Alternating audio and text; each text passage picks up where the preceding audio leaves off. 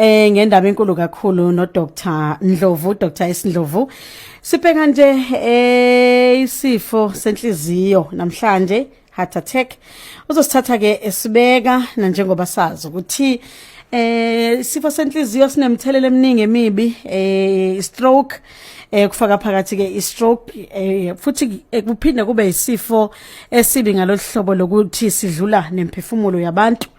ngohlobo ke olumangalisayo usona ke lesi sifo. So ke uzosithatha ke udokotela sibeke esichazela ukuthi mhlambe ikuphi esingakwazi ukuthi sikwenze ukugwema lezi zimo noma lezi zinto sibona ngempela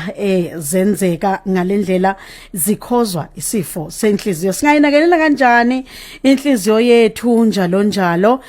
uzosithatha ke asibeke. Njengoba kubeka ukuthi unyaka ngamunye cishe abantu abangu 805,000 othola ukuthi ngempela bayadlula emhlabeni ngenxa yesifo senhliziyo. So uyabona ukuthi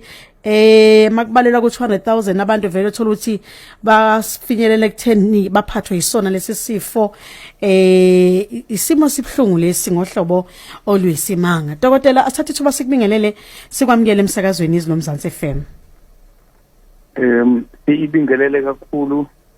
kubalaleli bomsakazo ngithanda kakhulu izinomzansi. Siyabonga kakhulu. Sisale nje mhlambe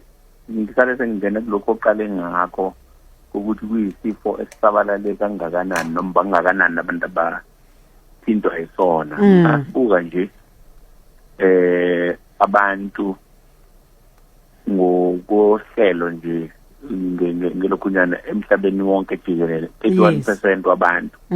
baba nezifo eziphathelene nenhliziyo, yes, of which 80% walowo 31% ubangwa masihlanganisa stroke kanye ne-heart attack. Masikhuluma nje ukuthi 30 masibala ngokwama numbers bawu 15 million abantu abashona ngonyaka bebulawa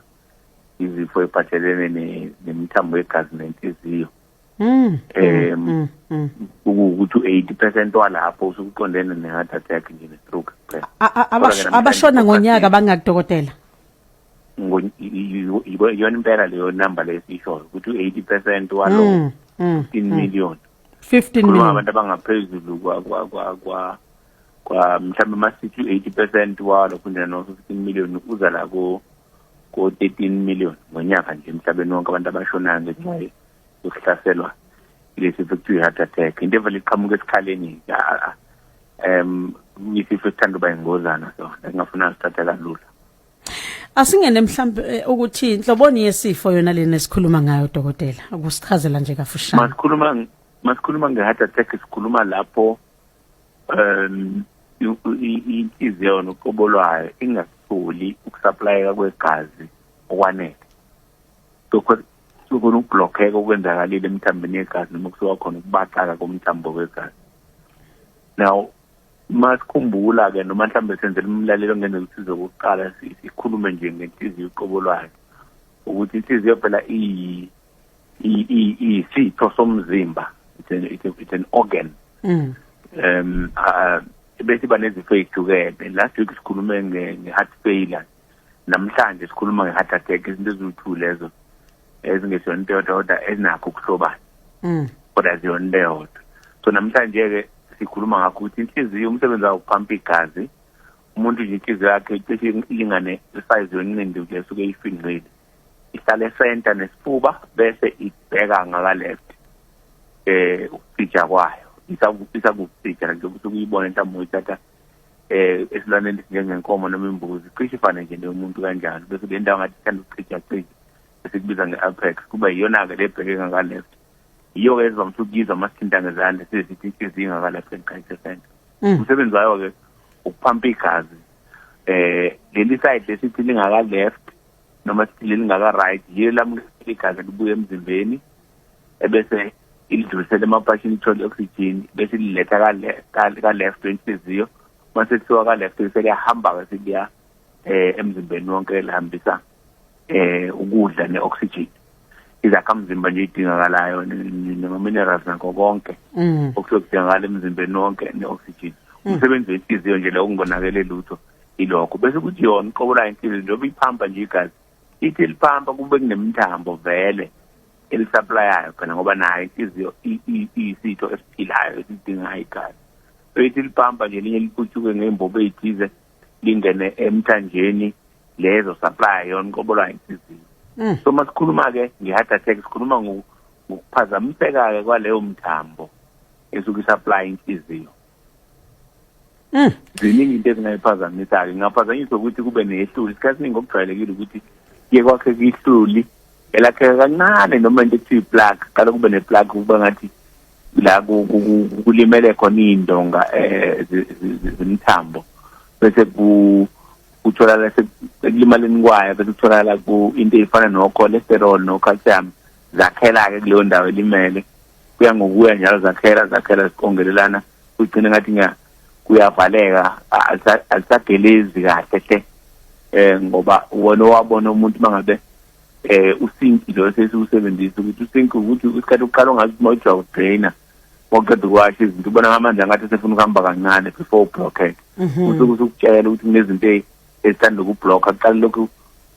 ahambe kancane amanzi ahambe ukuthi yasoka ngelanga awasahambi inhlobo kwenzeka kanjalo nasemthanjeni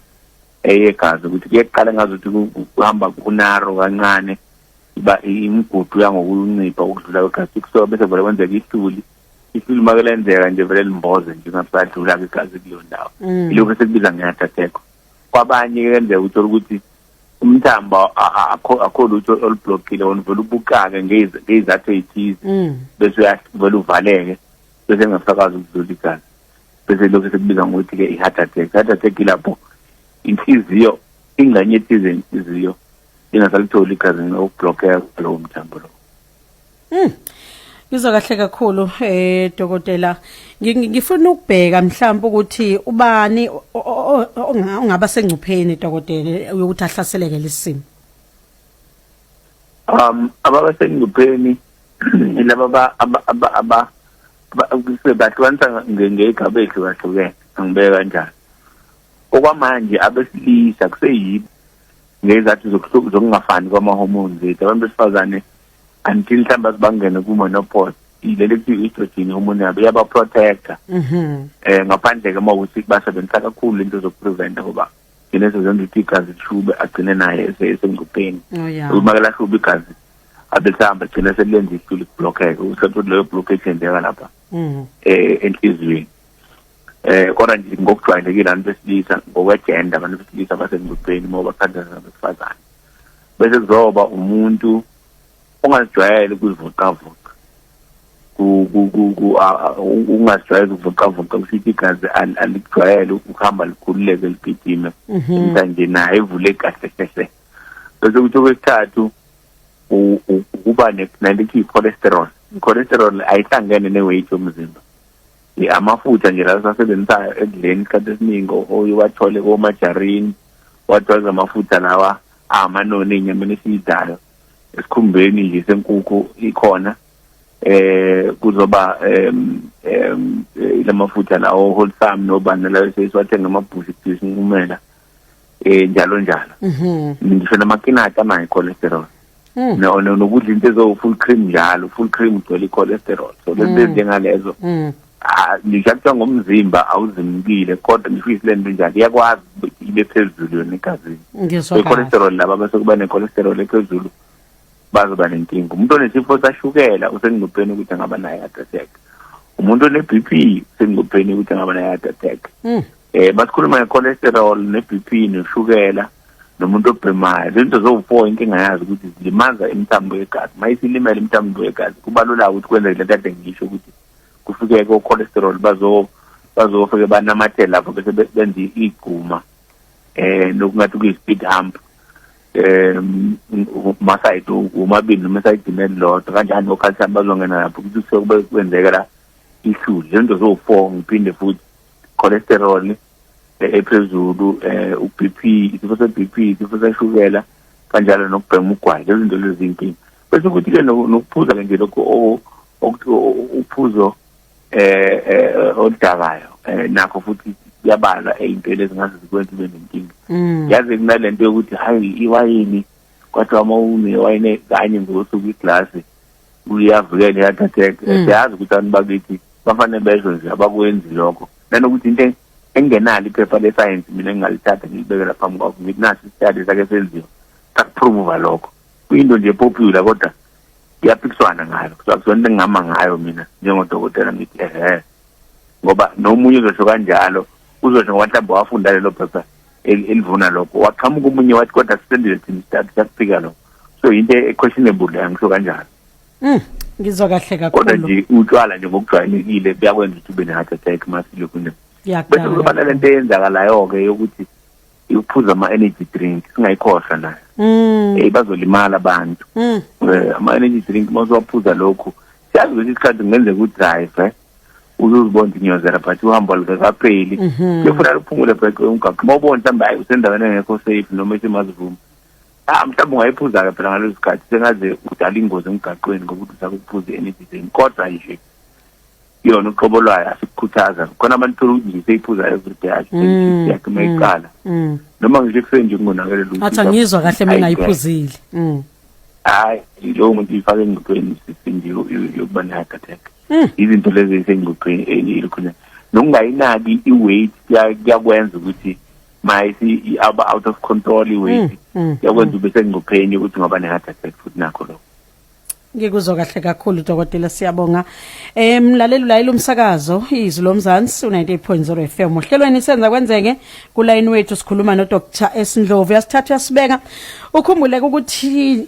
njengoba kuyinyanga le eqashisa kakhulukazi inyanga yenhliziyo enikezele eqashiseni ngesifo senhliziyo izici zaso eziyingozi kanye ke thuthukisa nje impilo yakho ukuthi ungayithuthukisa kanjani kuzobe nenhliziyo ephilile lesi sikhathi ke asihlelwanga ngesikhathi sifanayo iUnited States igubha ngoFebruary kanti lapha eNingizimu Afrika kuba inyanga kaSeptember njengoba siyiphethe inyanga siboneke ukuhle kuba sikhuluma nodokotela sithatha sibeke ukuthi singenza kanjani ukuze sikwazi kuba sivikele inhliziyo yethu dokotela ngiyathola ukuthi indaba yenhliziyo imbangela yokufa ehamba phambili eNingizimu Afrika okudlula wonke umdlavuza uhlangene yebo kukanjalo nje kuyisifo abantu abangasinaki ukuthi abantu basaba mhlawumbe cancer ukudlula i-heart attack kanti yoga ethanda ukuhamba phambili abantu bayajabulisa nje babhema noma kanjani ugwayi badle noma yini bayithandayo bekade nje cancer bese uthi i-heart attack bese yamzuma mhlawumbe sisinde esingakwenza ukuthi ke sithi iziphi impawu ke mhlawumbe yes sengingabona ngazo ukuthi senginayo lenkinga yenza ukuthi ngishawa iyona yes ngoba into evamise ukuzuma i-heart attack umuntu okhala nge-heart attack ukuthi kungathi kuhleliwe nje noma siqoqa kanje ngize sekunenkundmalanga ye-pain esifubeni ivamise ukuba ngaka-left a very sharp pain iba ngaka-left esifuba omunye athi mhlambe izizwakala ukuthi iyakhuphuka izofika emhlathini ngezansi kwendlela ikhuphuka nje isuke lokhonjaneni ngaka left esibeni ikhuphuka izofika emhlathini abanye iziyehle nangengalo yaka left kuyi sign le enkulu ukuthi ngenzeka ukuthi ushawa heart attack uthola ukuthi mhlambe pain yakhona iyahlala mhlambe yaphela ngisho 5 minutes 10 minutes inga resolve noma ukuthi wendana uyicha ikhona le pain bese kuba ukuthi nenhliziyo mhlambe ishaya ngathi ishaya kwasakucwila noma ishaya emawala bese umuntu wakhona ekhala ngokuthi uzoba dizzy uba dizzy nje kuzongathi uba nesiyezi sithize izona impawu ezivamise ukuthi ube nazo ukuba sengikupheni ke uba ne-heart attack impawu zokuthi ngenzeka ukuthi isase uyangakhona kabiyona into esiyibiza nge-angina angina ukuzwa nje ipain esifubeni efika nomnini kwabanye uthola ukuthi ipain efika kuphela uma ukuthi uya exercise noma wenza into ezomfukuzisa emzimbeni bese bane chest pain uphawu lokuthi sengikupheni ukuthi ngelanga ngasuka heart attack heart attack kusukela ngisho kuthiwa awuzange umzimba wakho ufukuzise kanti angina lekuthiwa stable angina makuthiwa sithi angina igama nje lelo kunjani la medicine angina pectoris elisho ukuthi une pain esifubeni but they originate from inhliziyo ngoba ziningi izinto esifubeni ezingathi manje kuhlungu zokubuhlungu isifuba ngoba namaphaphu angaba kuhlungu ube buhlungu isifuba nomminzo la kamba khona ukudla umthambo wegazi kodwa nje le iqondene ngqono inhliziyo sibiza ngokuthi angina pectoris mangabe stable ilokuthi akwazi ukupredict ukuthi uma ngihleli phansi ngenza ukuthi ngiphumulela nginazo kodwa the moment exercise noma ngisebenza noma ngento ezongifukuzisa ngiyayizwa leyo pain uhamba ke uyolokhu njani uye awakabi nayo kodwa usengcupheni ukuthi ungaba nayo hamba uye kudokotela noma emtholampilo bakuhlola ukuthi kuhamba kanjani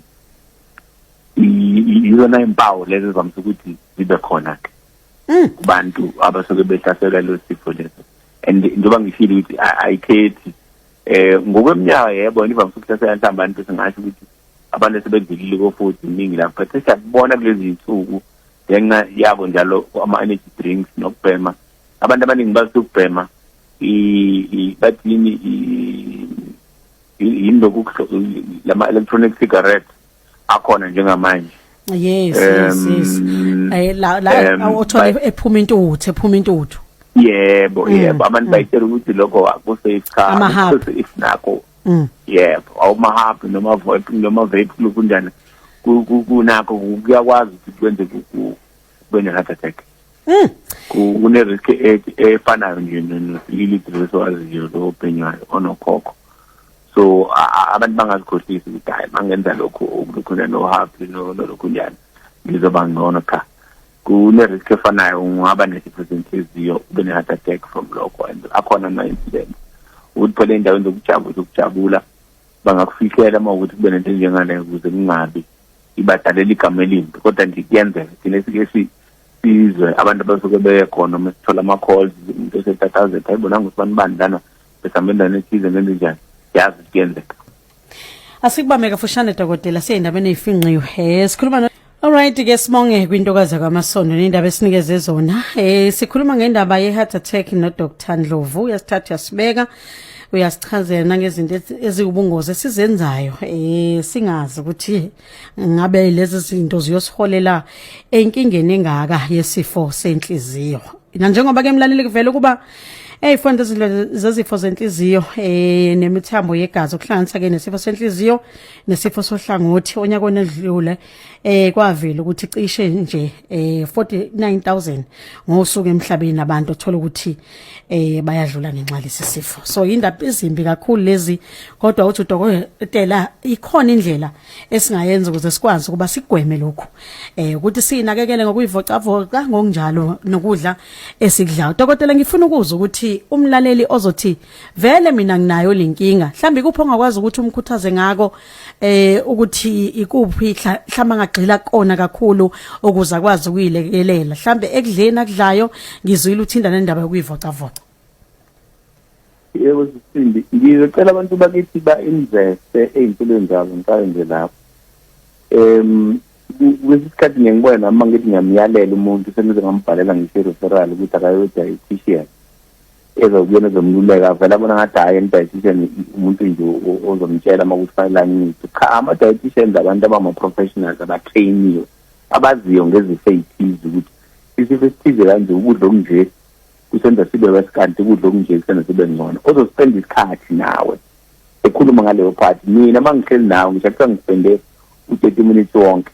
ifocus yami isekutheni uyayi-understand le disease isekutheni ngi-check ngi-examine isekutheni ne-treatment right but lo we-diet uza ngqo kuyona i-diet akayihluphi ngento ey'ningi so kunikeza isikhathi esanele soku-understanda ukudla okudlayo ukuthi u-affecta kanjani umzimba wakho kule sifo lesifethe ukudla okuzokusiza ukuthi umzimba wakho ulekeleleke kuphi ukudla okuzokusiza kutheni njalo okungenza ukuthi lesifo sakho sibe wena so ngiyacela bona bakithi bawa-recognize ama-dietitian bawasebenzise futhi mase bathumela bona bavume baye khona ingabe sengathi uma ngibona udokotela ngiqedile i-dietitian anginamsebenzi cha babalulekile bama-professionals bayile university baspenda 3-4 years befunda nje ngalokho so ungamthemba lowo muntu nathi siyita kubona ngoba sibathemba bese kuba ukuthi-ke lezo zifo ngabala ukuthi umuntu unesifo sashukela omunye mhlawumbe une-BP omunye ne-cholesterol ephezulu lezo zifo lezo awunikezwe phela i-treatment yakhona ithathe ngendlela yakhona abanye abantu bakithi mhlawumbe njengakusho ukuphambili kodwa ngizokuphinda ngoba phela usuku nosuku uma ngisuke ngikhuluma kusekhona abasuke beze kokuqala into engiyisona asiyeke lento ukuthi uma ngabe mina ngiyenza ngo-BP noshukela kakhulukazi abantu bakithi banento ukuthi bahlakaniphile bayakwazi ukusidida thina afike umuntu umnikeza amaphilisi awayeka mayazi mhlawumbe nasizwa ngomhla ka-30 kadokotela noma eklinikhi uzowayeka nje uzowathatha ngomhla ka-30 umhla ka-1 kuze kushaya umhla ka-27 akawaphuza waphuza umhla ka-28 9 30 mayisifika kuwena i-BP right uzinqomo ebese yena uyabadisisa kanjalo kodwa noma ngikhomela kanjalo unfortunately years later she died of heart attack because into eyenzakalayo into kuneziwu-30 la sekunikeza khona treatment yokuthi uvikele umzimba wakho from i-BP vikela imithambo yakho egazi ingalinyazwa i-BP ube ne-heart attack wena uthi cha uzosebenzisa nje 3 days kuphela nakhona ngoba uthi wenzela thina kanti lo 27 days wonke i-BP yazenzela umathanda lapho egazini lakho usuke zenzela umathanda lapho egazini lakho ukuthi iy'mpawu zakhona aziveli kodwa i-heart attack njengoba sisho ukuthi into engade basixoxa nawe nje kanje ucingweni ukuthi jawu Dr. Ndlovu akusekho lutho njalo into eqhamuka nomini nomncane hayi ukuthi izoqhamuka ey'meni ey'thize usuka lapho i-heart attack ngakuthola sepulpit ushumayela ungaphambi kosasi ufundiswa ungathi uyadrayiva emotweni ungathi uyihlalele uyirelaxele ebusuku ulele phumile ungenzi lutho ikushaye bathi bayavuka abantu awuvukwe so yinto le kufanele siyiqaphele yiziphi mhlawumbe into ezingenzeka uma isikwenzile i-heart attack i-heart attack ingakushini nenhliziyo okay okokuqala lokhu ilokhu esikusaba kakhulu ukuthi ingakubulala iyabulalana i-heart attack sikubeke nje lokho phambili bese kuba ukuthi noma ungazange ushone iyakwazi ukushaya nenhliziyo eweak igcine heart failure besikhuluma ngala i-heart attack ezinye zeyimbangela ze-heart failure sokudumbela umzimba usunephika usakwazi ukuphefumula kahle inyawo zakho zivuvukele njalo njalo i-heart attack ingakushiya nalona i-heart attack iyakwenza ukuthi angathi ube nayo bese kuba nehlule elidevelopha la enhliziyweni nakade kune-heart attack khona umzimba uzama ukuyipressure phela noma ungazange kube nembobo ethethayo but udonga lolu ube ne-heart attack khona umzimba uthi uzama ukuyipressure bese wakhishula lelo hlule lingacebuka bese liyakhuphuka ngomthambo sanhliziyo iphampa cebulambe lekucosheni kwelisane spoke izinto lezo kufanele igade nge-heart attack ukuthi ingakwenzela ubungozi obunjengalokho ngizwa kahle lelo hlule lelo lingashutha lihambe libhlokhe umthambo supply ube blind ungaphinde ubone singakwazi ukuthi so kuningi okungenzeka kufanele sigade kuyisifo ongathi uma ungasilaphi noma ungasinakekeli yebo siyalapheka ngoba zisho ukulapha lezi zifo kade ziyibanga uma utholakale lokho and then bese kuba ukuthi khona ukuthi asikunikeze sikunikeze i-drug treatment obasikunikeza amaphilisi ocontrol ibp amaphilisi okwehlisa i-cholesterol uma uthi neshukela siucontrol ushukela nalawo ne-discipline ukuthi igazi lakho lingashubi kalula ukuthi kubalwe kahle ukuze lingenzishuli kalula bese baye lokho sikushoyo ukuthi ukushintsha phela i-lifestyle la singadingi khona imithi ukuthi udukudla okungenawo sawoti kakhulu udukudla okungenawo ushukela kakhulu wehlisa i-cholesterol mhlawumbe udle olive oil kuphela kumajareni kube flora noma canola bese zama ukuthi ivocavoca kodwa uma une-heart attack before ivocavoca uxhuma nodokotela wakho uzakuguide ukuthi imaphi ama-exercise asafe kona inhliziyo yakho ingeke isakwazi ukumelana nama-exercise anzima kakhulu. Dokotela ngikuzwa kahle kakhulu siyayibongela kakhulu ngalolwazi osinikeze lona nomlaleli ngiyafisa ukuthi mhlambe sigijime siya ilapha ekutheni sikuthola kanjani kumlaleli odinga ukuthi axhumane nawe. Siyatholakala enambeni u-031 940